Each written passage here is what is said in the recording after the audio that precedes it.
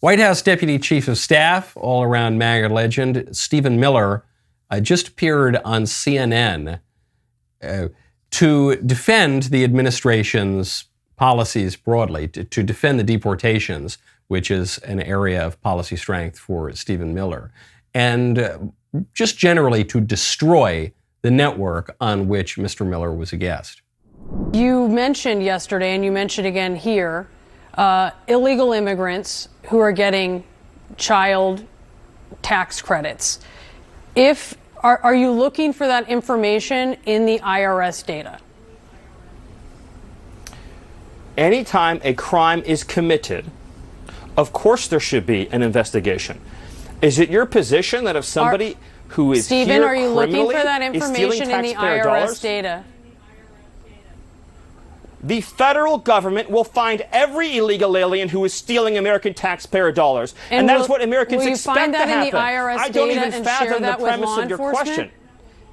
It's a simple question. Will you find that information in the IRS data and share that with law enforcement? If IRS investigators find illegal aliens stealing taxpayer money, of course they'll be referred to ICE. Of course they'll be referred to Homeland Security investigations. That CNN, which is endlessly talks about the importance of democracy and the rule of law, would say that no class in this country should be above the law, least of all illegal aliens who've trespassed on our territory. No, Stephen, I'm just asking, I wanted to get your position on some things.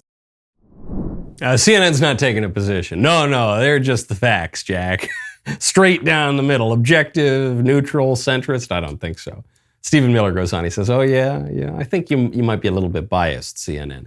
CNN just comes off looking so out of touch here to me. Because you can tell from the beginning of her line of questioning, she says, so as the Trump team looks into the IRS data, are they going to refer those data to law enforcement, specifically with child tax credits? See, what she's doing here is she's trying to paint the deportations as a matter of deporting the doe-eyed, sweet little dreamers. But that's not who President Trump has been deporting. President Trump has prioritized deporting face-tattooed Mexican gangsters and Tren de Aragua criminals from Venezuela and murderers and all these terrible people. It's not the doe-eyed little dreamers. The dreamers, by the way, are like 43 at this point. Okay? So that's what she's trying to get at. Oh, is it the child tax credit? And Stephen Miller, he says, yeah, of course we're looking at IRS data. We're the government now. We're allowed to look at the government data. And we're looking at it for evidence of crimes committed by people who have no right to be in this country in the first place. Crimes committed by people who are stealing taxpayer dollars. And yeah, we're referring that to law enforcement. She goes, oh yeah, that's a simple question. You refer that to law enforcement, huh? He goes, yeah. So it's actually a pretty honest debate.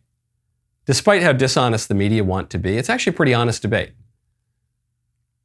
Should we tolerate the presence of 11 to 16 million foreign nationals in our country illegally, or should we not? That was on the ballot in November. The people voted. The majority of Americans voted to deport them. 46% of Hispanics voted to deport them. Most people voted for that. Well, should we consider illegal immigrants to be criminals? That was on the ballot in November. It was a fair fight. Whatever you want to say about Donald Trump, you can't say he hid the ball. What CNN fails to understand, they still haven't learned this lesson from November, is mass deportations are a mainstream majority public opinion issue right now. I wouldn't have guessed it 5 years ago. So in some ways, I'm just as surprised as CNN is. But that is a fact. They have not made sense of it. It seems so out of touch. The liberals, the establishment generally, they just seem out of touch. I don't know if it's because Trump won the popular vote. I don't know if it's because his first few weeks in office have been so exciting and have led to good approval ratings and good ratings, not just on Trump's approval broadly, but on the things that he's actually doing and the fact that he's fulfilling his campaign promises. That's even according to liberal polls. But it just seems out of touch.